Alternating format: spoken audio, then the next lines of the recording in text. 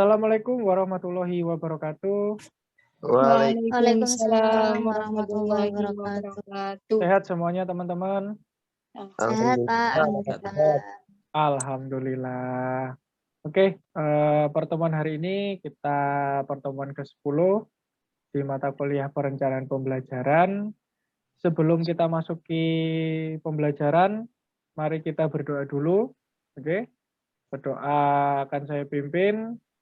Oke. Bismillahirrahmanirrahim. Al-Fatihah. A'udzubillahi minasyaitonirrajim.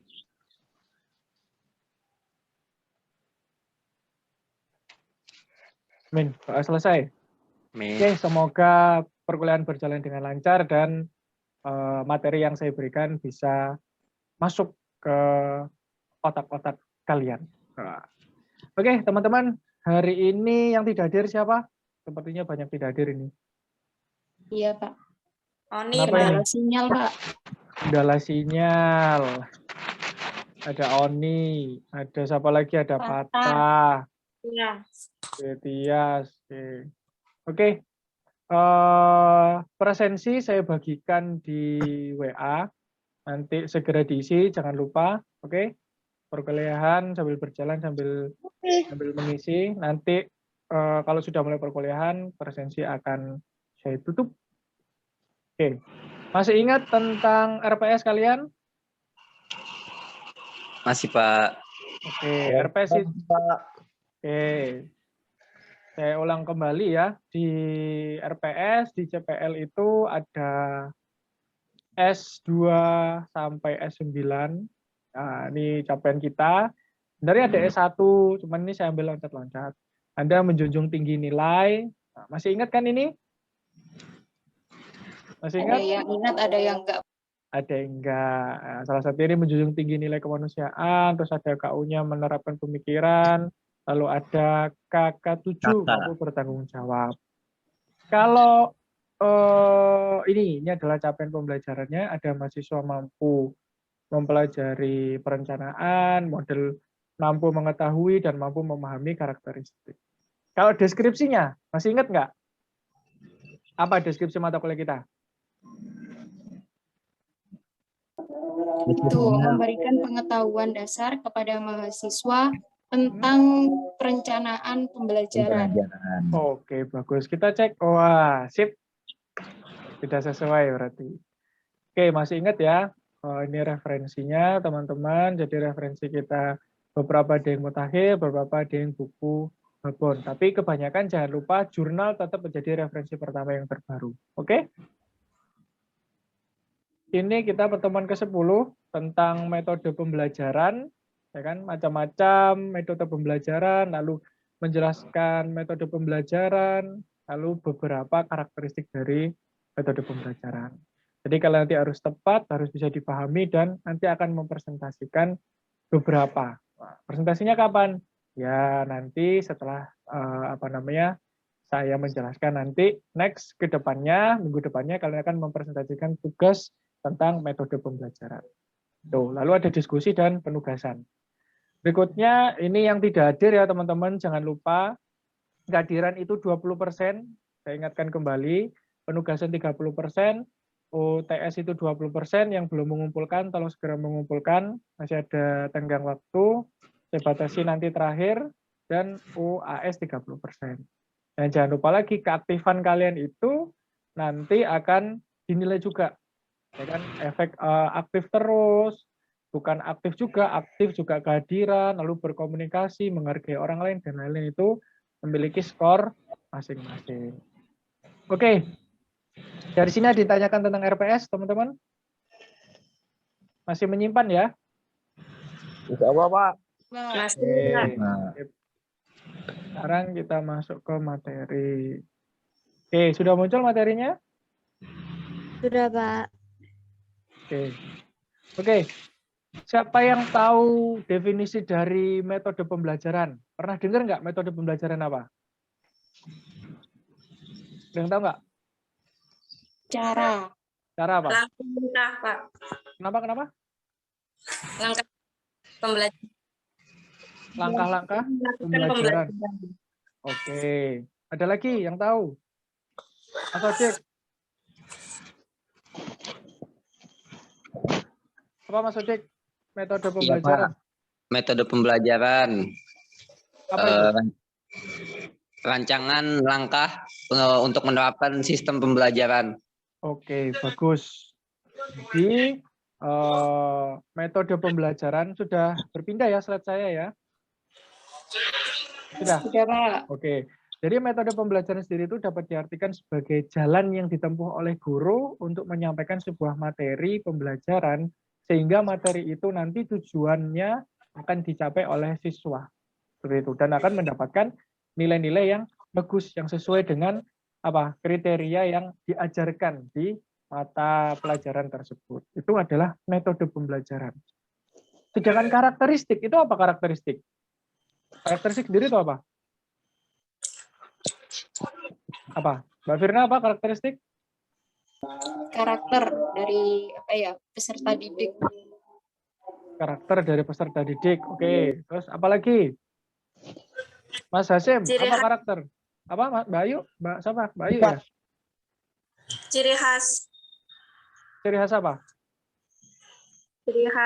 ini pembelajaran Ciri dalam khas peserta pembelajaran. didik. Oke. Mas Hasim apa? Metode karakteristik? Sifat-sifat, Pak. Bagus. Nah, jadi sudah mengetahui ya karakter. Jadi kalian sendiri kan punya karakter sebenarnya kan. Punya watak, punya tabiat, ya kan. Nah, semua karakter itu, semua sifat itu digabung ke dalam metode pembelajaran. Nah, jadinya apa? Jadinya karakteristik metode pembelajaran itu sebuah metode yang diterapkan kepada suatu kelas yang melihat karakteristik peserta didik. Betul dikatakan Firna. Dengan setiap peserta didik memiliki karakter masing-masing. Tanpa adanya karakter itu, ya namanya pembelajaran tidak bisa terbentuk. Ada yang anak yang nakal, ada anak yang baik, ada anak yang pinter, ya kan?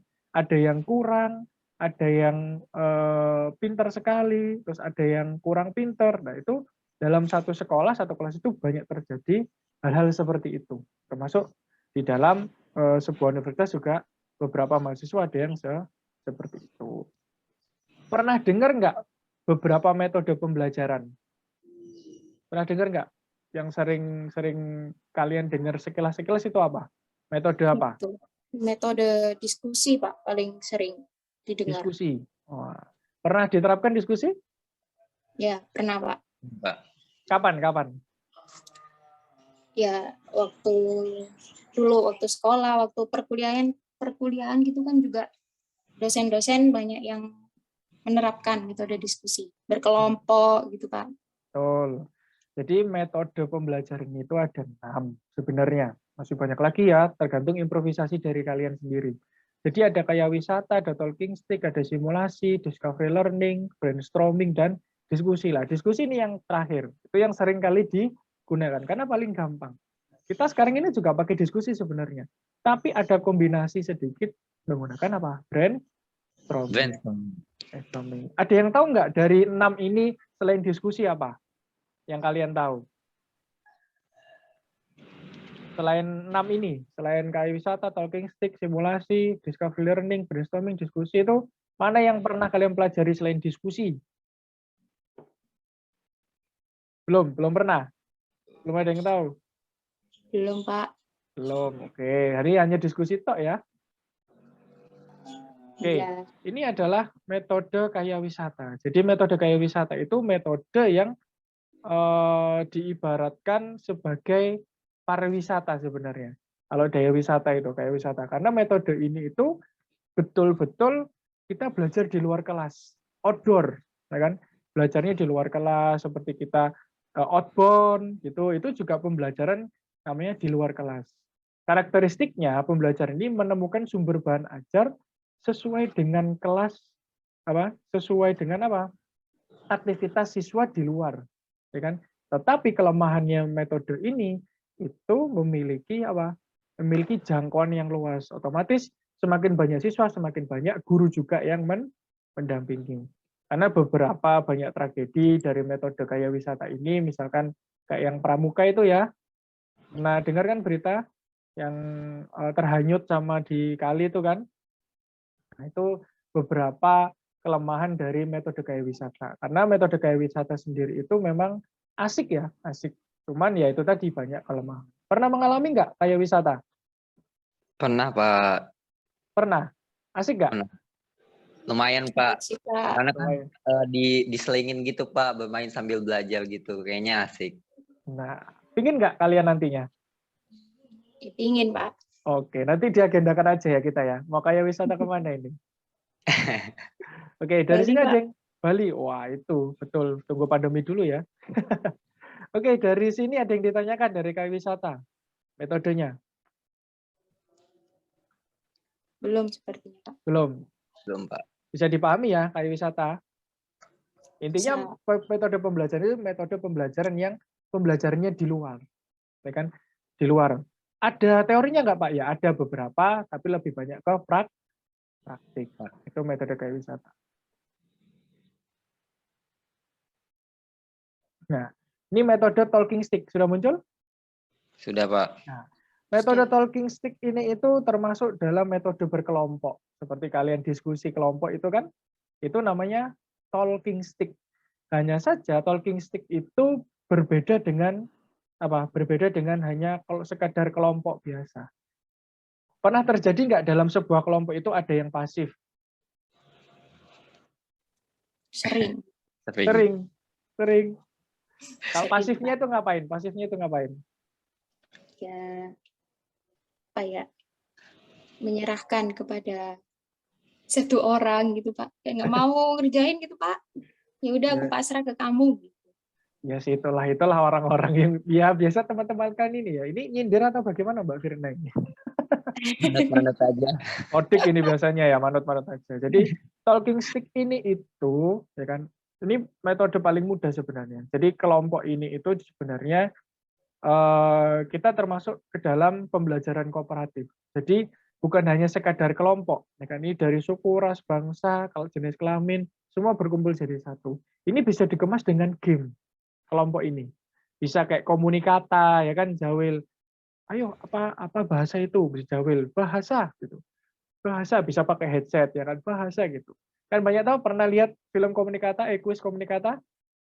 Pernah kan? Ya, Permainan-permainan itulah seperti media. Itu kan termasuk salah satunya metode ini nanti bisa digabungkan dengan beberapa media. Ya kan? Media pembelajaran A, B, C itu bisa digabungkan karena metode talking stick ini sebenarnya metode berkelompok dan bermain sebenarnya. Ini yang bisa menstimulus para siswa-siswa itu apa mudah untuk mengerti sebuah pelajaran. Termasuk ini talking stick harus diimbangi dengan media pembelajaran. Belajar. Oh. Pernah nggak menggunakan talking stick? Pelajaran. Pernah nggak? pernah. Apa? Waktu apa? Ya, Baru-baru waktu ini atau? dulu sih, Pak. Waktu SMP, SMA. SMP SMA? Bermain gitu? Iya. Iya Pak, main game gitu Pak. Bermain game ya. Kalau sekarang nggak pernah ya? Sekarang lebih ke diskusi, Pak. Lebih diskusi, tapi tetap kelompok juga kan? Iya. Ya, cuman namanya ya bukan talking stick ya, namanya ya tetap berkelompok, cuman kemasannya itu apa? Kemasannya berbentuk diskusi atau presentasi. Presentasi. Oke. Dari dua metode tadi, mungkin ada yang ditanyakan? Dari Belum, dua Pak. metode tadi belum. Aman ya? Aman. Gampang kan? Bisa diterapkan? Insya Allah.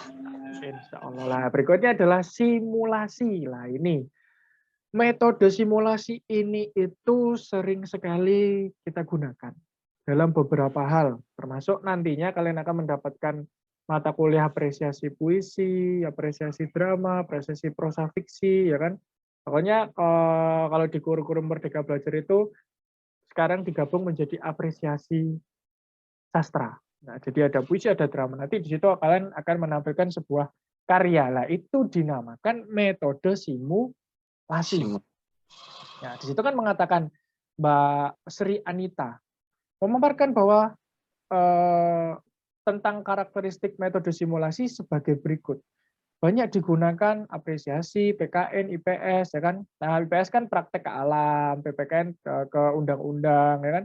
pembinaan kemampuan bekerja sama komunikasi, ya kan? Terus ada metode ini dituntut lebih banyak aktivitas, memang karena lebih praktik langsung, betul kan? Tanpa adanya tanpa adanya praktik, metode simulasi tidak akan bisa berjalan. Ya contohnya kalian presentasi, saya kasih tugas, ya kan? Kasih tugas, metodenya apa? Metode stimulus, begitu. Nah setelah metodenya apa? Simulasi. Simulasi apa ya? Simulasi praktek apa? Mempresentasikan hasil dari makalah. Terus berikutnya misalkan nantinya akan ketemu telah kurikulum misalkan. Kenal apa kurikulum? Jadi mencari kurikulum beberapa mulai KTSP mulai apa. Jadi dijelaskan di situ lalu nanti diterapkan itu. Itu beberapa metode dari simulasi. Jadi lebih ke praktik sebenarnya. Ya kan? Lebih ke praktik. Karena apa? Karena simulasi sendiri itu memang seringkali digunakan oleh beberapa kalangan termasuk dosen ya guru. Karena simulasi ini lebih asik, lebih langsung ke praktek. Di MBKM sekarang itu Merdeka Belajar itu lebih banyak simulasinya daripada kita teori. Betul kan? Lebih Iya, banyak Pak. langsung terjun kalian. Tentang apa-apa langsung terjun. Misalkan besok materi apa? Materi ini. Ya udah buat makalahnya. Makalah dikirim ke saya. Nanti besok dipresentasikan. Itu kan langsung praktik. Setelah Anda mempraktikkan bahwa Anda sudah membaca. Tuh. Bisa dipahami ya? Bisa, Pak. Oke. Kira-kira menurut kalian, ya kan, dari ketiga metode tadi, yang menurut kalian cocok di diri kalian nantinya itu yang mana? Yang akan kalian terapkan? Mas Odik, Kalau saya lebih suka yang langsung simulasi gitu, Pak. Karena kenapa? jadi teori sama praktik berjalan seimbang gitu, Pak. Betul. Berarti kamu setuju ya kalau MBKM ini terus berjalan ya? Iya, salah satunya iya. Salah satunya ya, karena itu tadi ya, kalian kan bisa mensimulasikan beberapa bidang ya, tidak harus pendidikan Ya. bahasa dan sastra. Oke, mungkin Mbak Firna? Iya Pak, saya juga menurut saya yang metode simulasi sih Pak. Simulasi. Karena saya sendiri kalau teori-teori saja kurang masuk gitu Pak, kalau nggak ada prakteknya. Betul. Sip. Ya memang simulasi itu banyak sekali ya. Banyak sekali digunakan, salah satunya ya tanpa adanya praktik ya memang kita tidak bisa apa-apa. Kita dikasih teori aja, tapi misalkan kita kuliah teknik mesin gitu ya, kasih teori aja, tapi nggak suruh bongkar mesin, pasti nggak bisa. Betul kan? Betul, Kalau Pak. enggak anaknya itu ya punya inisiatif untuk membongkar. Loh, kok nggak muncul sebentar. Nah, sudah muncul? Sudah, Pak. Nah, Sudah Pak. metode discovery learning. Metode discovery learning. Metode discovery learning ini itu jelas suara saya? Jelas.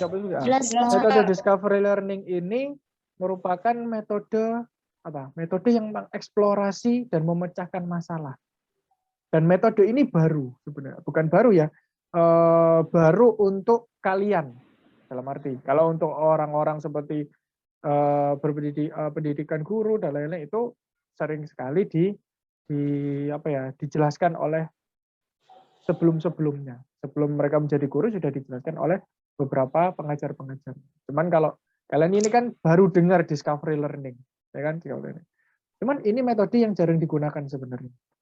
Jarang digunakan karena metode ini itu adalah kegiatan untuk menggabungkan pengetahuan baru dan pengetahuan yang sudah ada. Seperti itu. Jadi ibaratnya metode ini itu adalah metode yang memberikan improvisasi atau interpretasi. Dengan memberikan interpretasi. Tanpa adanya interpretasi, metode ini tidak akan bisa berjalan. Berjalan apa? Berjalan dengan mulus. Seperti itu. Pak, Gimana? mau apa? Izin bentar Pak, mau keluar. Oh ya, oke, sebentar. Ini ada panggilan. Oke, sip. Nanti masuk lagi. Dari Pak Wo, ya Pak. Oke, dari discovery Ya, Pak. learning ini, contohnya misalkan, Mbak Firna, saya tanya bahasa itu apa? Bahasa adalah eh, simbol bunyi. Simbol bunyi. Mas Odik, bahasa itu apa? Bahasa itu sarana komunikasi yang dihasilkan dari mulut manusia Oke, agar mendapatkan informasi. oke, Mbak Ayu, bahasa itu apa? Bahasa itu alat yang digunakan seseorang untuk berkomunikasi dengan orang lain. Oke, itu salah satu contohnya. Kalau saya, bahasa itu adalah lambang bunyi yang dihasilkan oleh pituas suara untuk menghasilkan sebuah informasi. Sama kan antara kalian? Intinya maknanya sama, informasi. Yang membedakan adalah apa? Pengetahuan baru dan pengetahuan yang lama yang sudah ada. Jadi menambahkan pengetahuan tersebut. Gitu. Jadi menggabungkan, menggenerasikan pengetahuan yang lama dengan pengetahuan yang baru. Dan ini bisa digabungkan dengan metode-metode yang lain. Kayak wisata, simulasi, dan yang lain-lain. Bisa dipahami dari sini? Bisa, Bisa, Pak. Pak. Gampang ya? Bisa, Ya. Pak. Ada pertanyaan? Aman? Belum, Pak. Oke. Aman. Nah, ini brainstorming ya. Coba nanti setelah Anda mendapatkan ini, Anda lebih tertarik yang mana. Jadi brainstorming ini itu memang pendekatan yang menurut saya itu efektif. Dalam arti apa? Karena pendekatan itu merupakan pendekatan yang mengeluarkan ide tanpa batas kalian. Ya kan? Ide tersebut dibatasi waktu. Ya seperti perkuliahan seperti ini, terbatas waktunya untuk dikeluarkan ide-idenya. Dan ide apa, kalian mau menggunakan apa, seperti apa, itu di brainstorming ini. Seperti itu. Diutamakan kuantitas, bukan kualitas. Ya kan? Entah itu benar salah, pokoknya ide itu ditampung aja dulu. Ya kan? Dan itu have fun. Dalam arti apa? Kita bisa lepas. Melepaskan apa? Melepaskan rasa ingin memberikan pendapat kita. Itu brainstorming. Jadi kita mengolah nanti, kita berpendapat, barulah kita rangkum. Nah, kita rangkum. Jadi menurut ini nanti, oh ternyata yang misalkan dari metode semua itu yang paling efektif mana? Tadi simulasi. Ternyata lihat brainstorming, oh ternyata brainstorming Pak yang paling enak lah seperti. Itu namanya brainstorming. Karena apa? Mengumpulkan beberapa ide sehingga ide itu nanti akan diterapkan kembali atau dijadikan sebuah masukan atau kritik. Itu namanya Brainstorming. Oke, ada yang ditanyakan dari sini? Aman? Aman. Aman. Masih aman. Oke. Sebenarnya memantau dulu ini. Nah, ini adalah diskusi. Diskusi. Ini materi yang kalian gunakan sekarang itu diskusi. Karakteristiknya diskusi. Jadi dalam penggunaan metode diskusi ya sama kayak kita ini diskusi. Saling ada timbal balik. Saya bertanya, Anda menjawab. Nantinya Anda akan bertanya, saya akan menjawab. Itu intinya diskusi seperti itu. Itu yang paling gampang sekali, yaitu metode diskusi. Interaktif gitu ya Pak ya diskusi. Benar, interaktif. Ya, kayak kita ini diskusi, kayak tanya jawab, terus kayak misalkan ada berita acara wawancara itu kan juga diskusi. Hanya saja lebih ada timbal balik antara ada masalah juga ada jawaban. Itu metode diskusi. Oke, dari kesemuanya ini, kira-kira mana yang paling Anda sukai? Tadi kan simulasi ya, setelah semua ini, mana yang paling kalian sukai metodenya? Itu sih Pak, misal metode brainstorming bisa digabungkan dengan metode simulasi. Jadi di brainstorming kan kita memunculkan ide-ide, terus disimulasikan dalam dengan metode simulasi tadi kan lebih dikemas dengan senang, dengan nggak tertekan gitu. Biasanya kan ide-ide muncul. Setelah ide muncul kan bisa langsung diterapkan gitu Pak. Kayaknya itu lebih enak Pak. Sip, bagus. Ada lagi, Mas Odik mungkin, Mbak Ayu?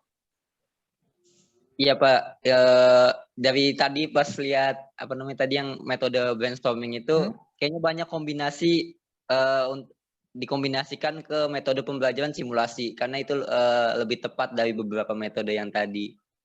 Jadi digabungkan ide-ide itu langsung kemudian diaplikasikan lewat metode simulasi gitu Pak. Oke, bagus. Mbak Laila, menurutmu gimana Mbak Laila? Mbak Lailatul Khairia? Suaranya belum muncul. Sinyalnya Bapak jadi lambat Oke, suaranya. nggak apa-apa sih. Menurutmu gimana dari semua itu? Iya sih Pak, menurut saya ya itu gabungan dari apa yang Brainstorming? simulasi sama Simulasi? brainstorming. Oh, berarti sama kayak Iya. Firna ya?